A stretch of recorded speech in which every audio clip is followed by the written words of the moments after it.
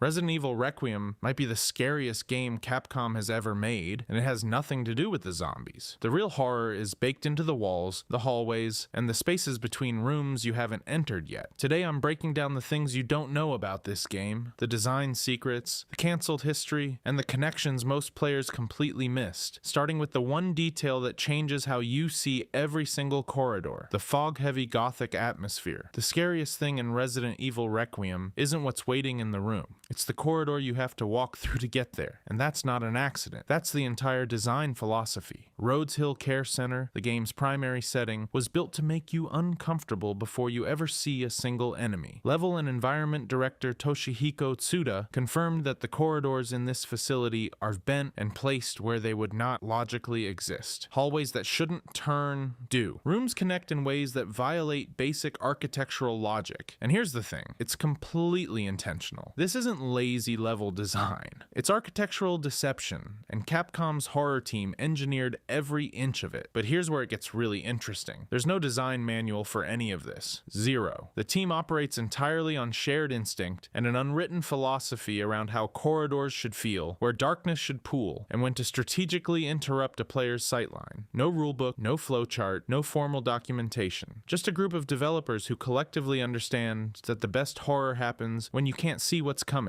And the way they weaponize that idea is genuinely brilliant. Frosted glass panels line hallways so you can see movement but never detail. Partitions force blind corners exactly where you don't want them. Doorways are positioned, so you're always entering a room with incomplete information. Your brain fills in the gaps, and your brain is always worse than whatever Capcom could put on screen. The environment isn't set dressing, it's the real trap. The visual language backs all of this up. Requiem ditches the rural farmhouse aesthetic of RE7 and the ornate Gothic architecture of Village entirely. Instead, it goes hard into what the team describes as a metal and noir register. Cold surfaces, industrial textures, urban dread. It's a deliberate signal that this isn't cozy horror or Baroque horror. This is clinical, suffocating, and deeply wrong. The lighting sells it completely. Path-traced rays interact with photogrammetry-scanned real-world materials, meaning the floors, walls, and fixtures look grounded in reality. They look like things you could touch, and that's exactly why the impossible elements hit so hard. When a zombie lurches around a corner that shouldn't exist, in a building made of materials your brain recognizes as real, the disconnect between this looks real, and this cannot be real, creates a specific kind of dread that fantasy environments simply can't replicate. Critics landed on the same conclusion. The environment is doing most of the horror work, and the fact that it's all built on instinct rather than a documented process, that's either the most impressive thing in modern game design or slightly terrifying in its own right. But if the atmosphere feels familiar in a way you can't quite place, there's a reason for that, and it traces back to a version of Resident Evil 4 that most people have never seen. Connection to the 3.5 Hookman build. In 2002, Capcom walked onto the E3 stage and showed the world something that made zero sense. It was supposed to be Resident Evil 4. Leon Kennedy was wandering through a haunted mansion, and a ghostly figure with a massive hook was teleporting through walls, warping reality around it, and couldn't be killed with bullets. The audience watched Leon shoot this thing, point blank, and nothing happened. It could only be damaged under hyper-specific environmental conditions, like exposing it to lightning strikes. The crowd had no idea what they were looking at. Capcom showed off a related hallucination build again at E3 2003, but then the whole thing vanished. They scrapped the entire direction, pivoted RE4 into the action horror masterpiece we know today, and the Hookman became one of gaming's most famous ghosts. Not a ghost in the game, a ghost of a game that never existed. Here's what most people don't know about that prototype. The team behind it wasn't trying to make a monster game. They were explicitly drawing from psychological horror films like Jacob's Ladder and Lost Souls. The entire design philosophy was built around one question. What does the human mind do under extreme stress? The Hookman wasn't a creature. It was a manifestation of psychological breakdown. The hallucinations were the horror, not the enemy. Leon wasn't fighting something real. He was fighting his own perception of reality, and the game was designed to make the player unable to distinguish between what was actually happening and what Leon's mind was fabricating. But Capcom ultimately decided it was too paranormal for Resident Evil. The supernatural direction, hallucinations warping reality, an unkillable ghost stalking you through a haunted mansion, strayed too far from what the franchise was supposed to be. It didn't feel like Resident Evil anymore. So Capcom shelved the concept entirely. Over 20 years ago, Now here's where it gets interesting. Requiem's floating stalker entity, the girl, shares something fundamental with the Hookman. Both are threats defined not by what they can physically do to you, but by how they distort your understanding of what's real. The girl reshapes environment geometry. She denies you information. She doesn't chase you down a hallway like Mr. X or Nemesis. She makes you question whether the hallway was ever there. That's the same design language the Hookman was built on. But I need to be honest here, because the internet loves turning thematic similarities into secret development pipelines. No developer has confirmed a direct mechanical link between the Hookman build and Requiem's stalker design. There's no documented evidence of code being carried forward, or design documents being referenced. What exists is something more interesting than a secret connection. It's a philosophical one.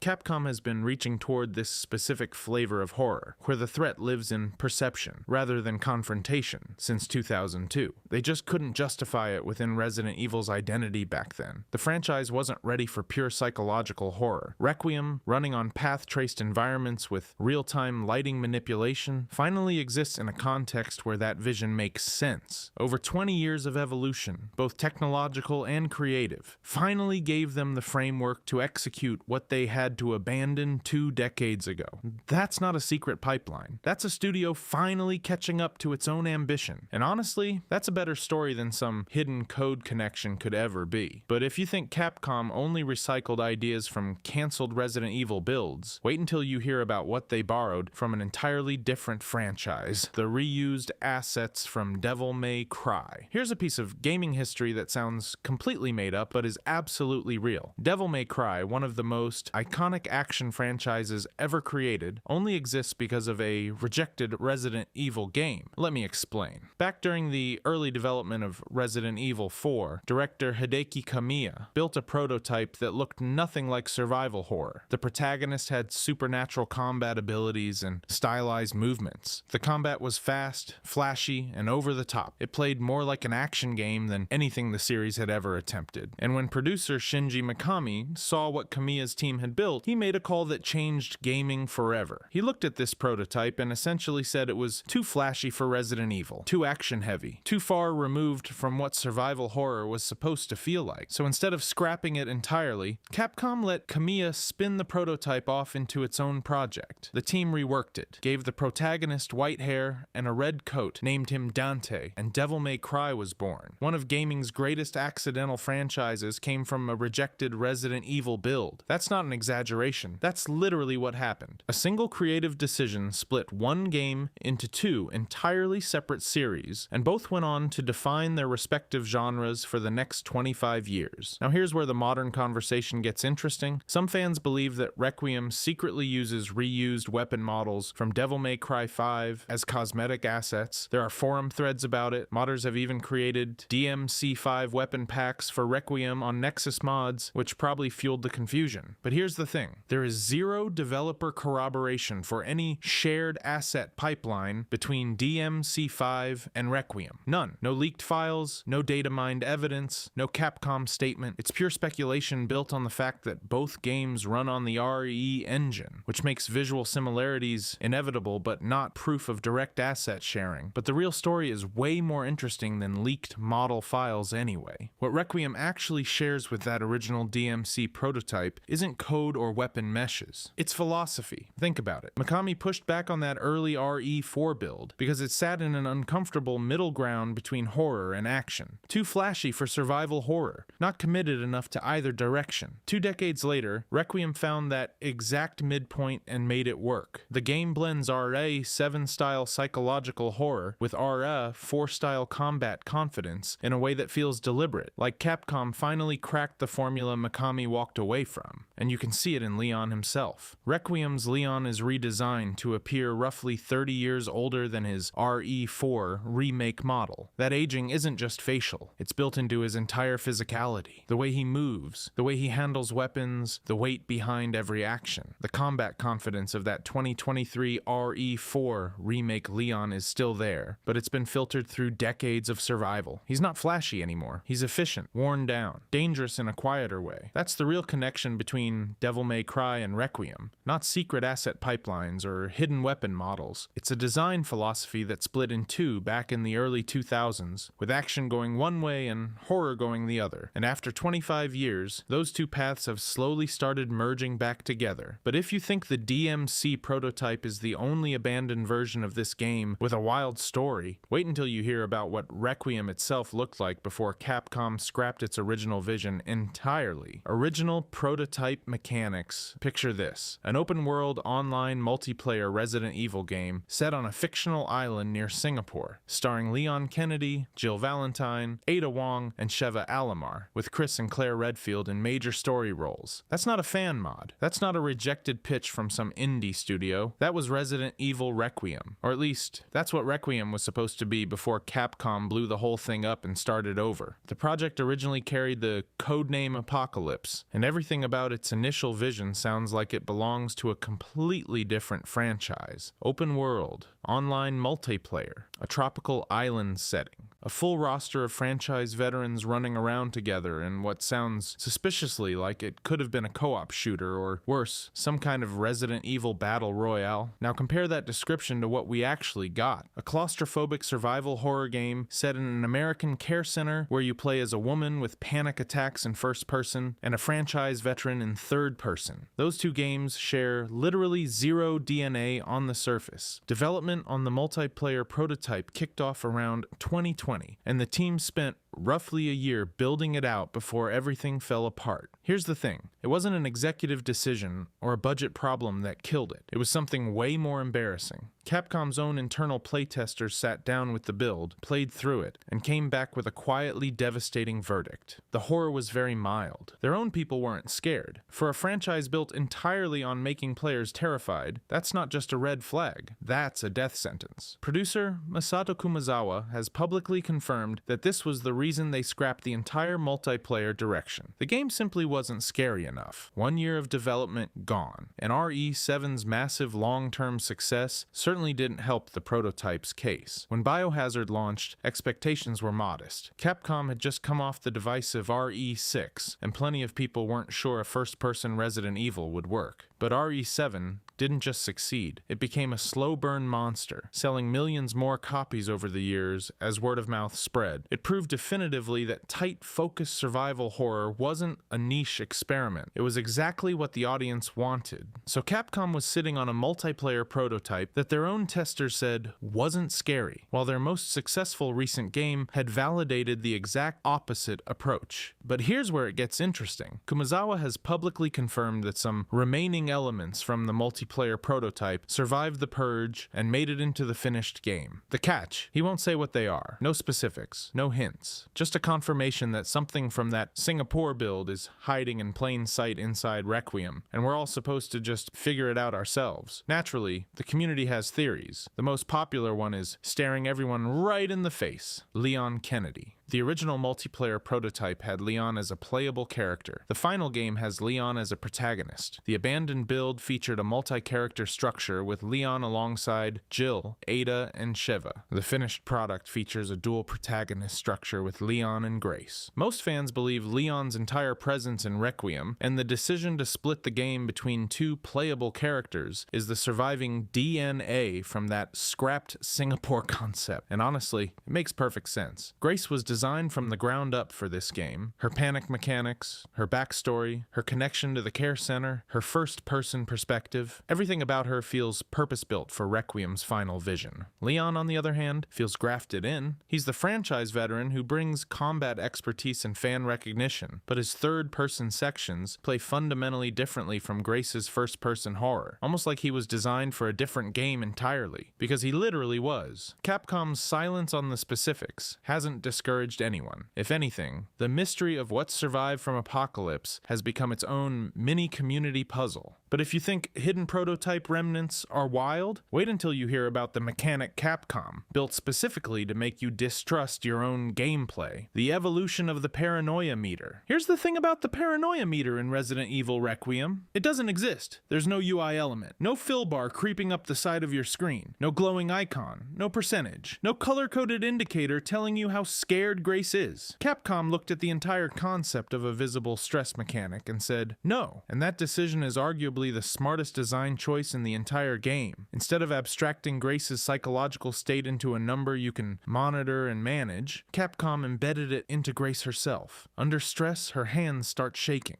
Her aim destabilizes. She trips while fleeing. Her breathing fractures into these broken, irregular patterns that sound genuinely distressing. And here's the kicker. These aren't cosmetic touches. They're not little atmospheric details you notice and appreciate while you keep playing normally. They're active mechanical penalties that degrade your ability to play the game in the exact moments when you most desperately need control. Think about that for a second. The game doesn't get harder because a difficulty slider moved. It gets harder because Grace is terrified. Capcom deliberately stripped screen shake and aim assist during her sections to simulate psychological instability. You're not fighting a tougher enemy. You're fighting your own protagonist's nervous system. And the reason it feels so authentic comes down to one person. Angela Santalbano, the actress behind Grace, did extensive research into the physiological responses of real panic attacks before recording her performance. She studied how breathing changes under extreme stress, how motor control deteriorates, how the body betrays you when your mind is overwhelmed. That research translated directly into the animation set that now punishes players during high-stress sequences. Every stumble, every shaky hand, every ragged breath has its roots in documented panic response. But it goes even deeper than animation. Grace develops a stutter after witnessing her mother's death during the game's flashback sequences. That stutter isn't just a narrative detail. It reemerges during moments of heightened anxiety throughout the rest of the game, functioning as both a character beat and a gameplay signal. When Grace starts stuttering during dialogue, you know things are about to get it mechanically worse for you. Her trauma is literally your warning system. The community response to this design has been fascinating. Players with real anxiety disorders have reported that Requiem is almost unbearably scary, not because of the monsters or the jump scares, but because Grace's panic feels mechanically authentic. The shaky hands, the breathing, the loss of fine motor control. For people who have experienced panic attacks, playing as Grace doesn't feel like watching someone be scared. It feels like being scared. The game doesn't simulate anxiety as a concept. It simulates anxiety as a physical experience that limits what you can do. Nobody talks about how radical this actually is. Every other horror game that has tried a sanity or fear mechanic has given you a meter. Amnesia had one. Eternal Darkness had one. Even the original concept art for Requiem's prototype reportedly included a visible stress indicator. Capcom cut it. They decided that the moment you can see a bar filling up, you stop feeling scared and start managing a resource. You stop being Grace and start being a player optimizing a system. By removing the meter entirely and making Grace's body the only indicator, Capcom forced players into a fundamentally different relationship with fear. You can't check a number. You can't strategize around a threshold. You just have to watch her hands and listen to her breathing and hope you can still land the shot. The paranoia meter doesn't exist as a meter. It exists as the character herself, and that distinction changes everything about how the game feels to play.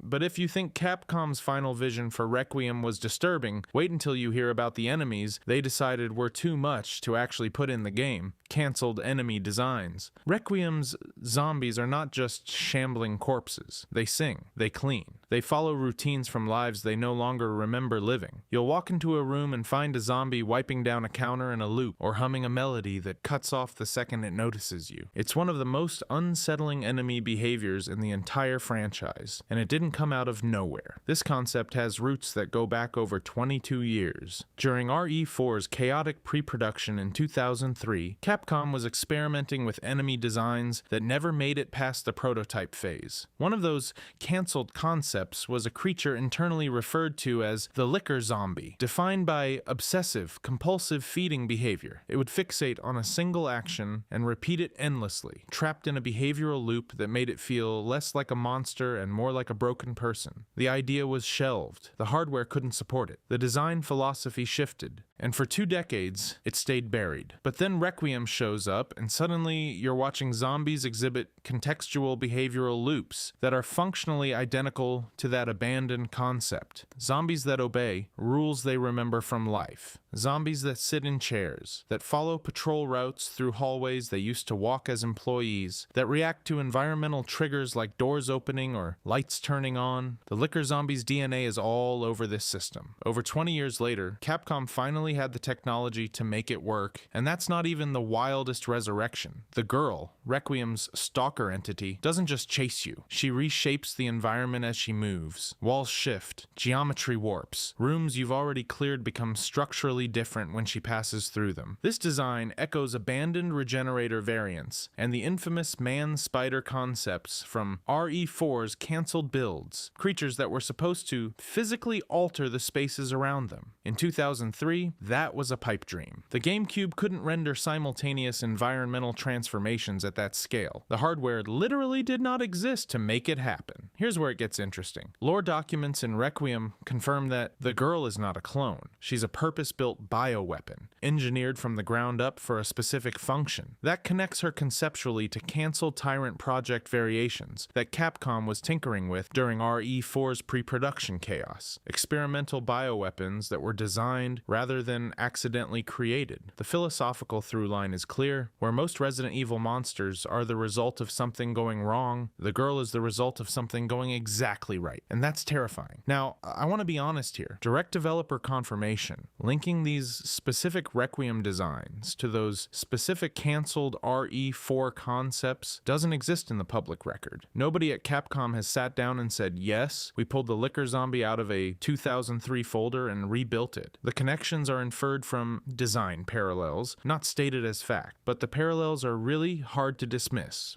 A compulsive behavior zombie concept abandoned in 2003 reappears as a core enemy behavior system in 2026. A geometry warping stalker that requires hardware capabilities that didn't exist 2 decades ago suddenly materializes the moment that hardware becomes available. A purpose-built bioweapon design that mirrors canceled Tyrant experiments from the same era. You can call it coincidence, but the pattern tells a different story. It looks like Capcom spent 22 years waiting for the tools to catch up to the ideas. Some fans have pointed out that this makes Requiem feel like a best of compilation of abandoned Resident Evil concepts rather than a purely original horror experience. And honestly, that's a fair criticism. There's a tension between celebrating these resurrected designs and asking whether Requiem stands on its own. But here's the thing. Even if these ideas started as recycled concepts, the execution is entirely modern. The behavioral memory system works because of AI pathfinding that didn't exist in 2003. The girl's geometry warping works because of real-time environmental deformation that the RE engine can handle in ways no previous hardware could. Old ideas,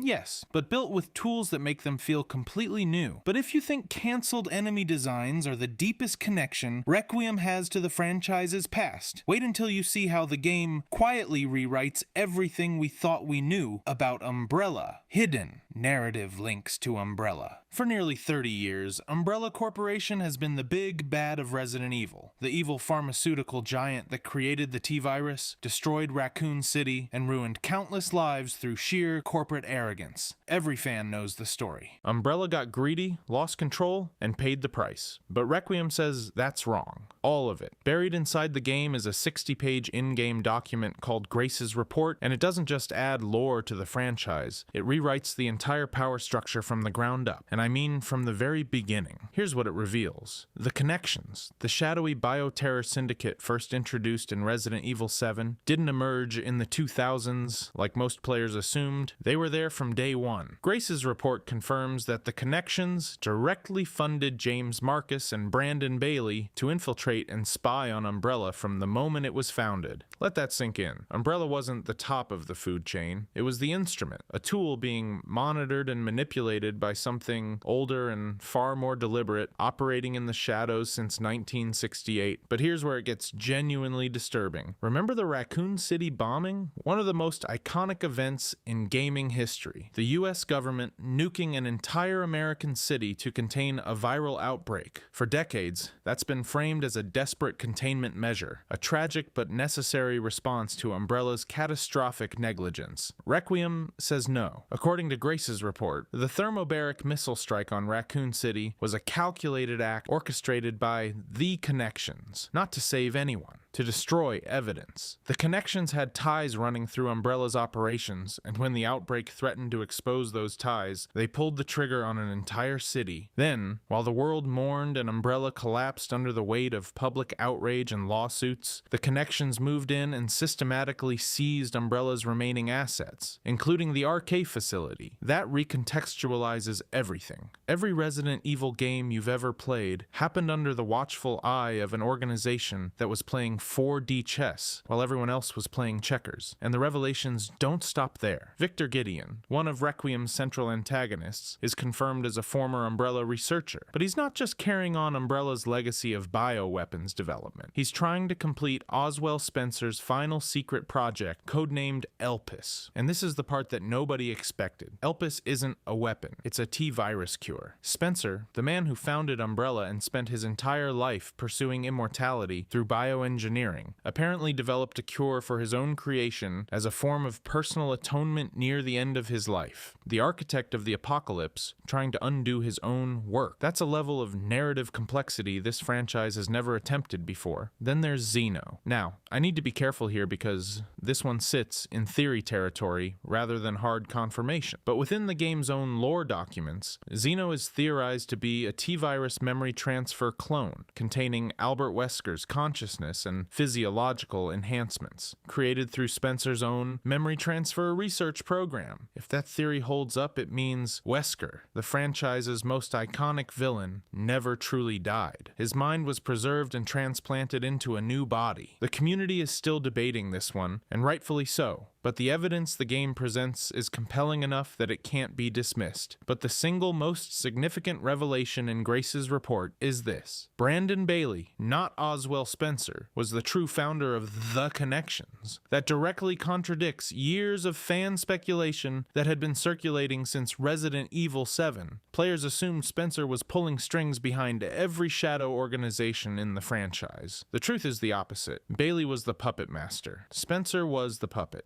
Umbrella wasn't the franchise's ultimate evil. It was a front, a carefully managed corporation designed to develop bioweapons technology that the Connections could exploit, monitor, and eventually absorb when it was no longer useful. 30 years of Resident Evil games. 30 years of fighting Umbrella, hating Umbrella, watching Umbrella fall. And it turns out the real enemy was standing behind Umbrella the entire time, holding the strings. But if you think the lore is the only thing Requiem has been hiding, wait until you hear what Capcom buried inside the demo that most players never even found. The Secret Castle demo ending. If you've spent any time in Resident Evil forums over the past year, you've seen this theory. The claim goes something like this. The Gamescom demo for Requiem had a secret ending that unlocked a hidden castle sequence, one that Capcom buried before the full release. It sounds incredible. It sounds like exactly the kind of thing Capcom would do. And it is completely, verifiably false. Here's what actually happened. The 2025 Gamescom and PAX West demos covered Grace's opening hotel sequence and early care center exploration. That's it. They ended before any major story revelations, before any branching paths, before anything remotely resembling a castle. Players walked through a tightly controlled vertical slice designed to showcase atmosphere and mechanics. Nobody unlocked a secret branch. Nobody stumbled into a hidden area. The demos did exactly what demos do. They showed you just enough to make you want more, then they cut to black. So where did the castle theory come from? The answer has nothing to do with Requiem, and everything to do with Resident Evil 4. Specifically, the abandoned castle build from RE4's notoriously chaotic development cycle. This was an early prototype from around 2001 to 2002 that reached approximately 40% completion before Capcom scrapped it entirely. It featured a supernatural enemy called Black Fog that could reshape environments around the player, gothic architecture, and a tone that leaned heavily into dark, atmospheric horror. The castle build was moody, oppressive, and genuinely unlike anything the franchise had attempted before. A later, separate prototype known as the Hallucination,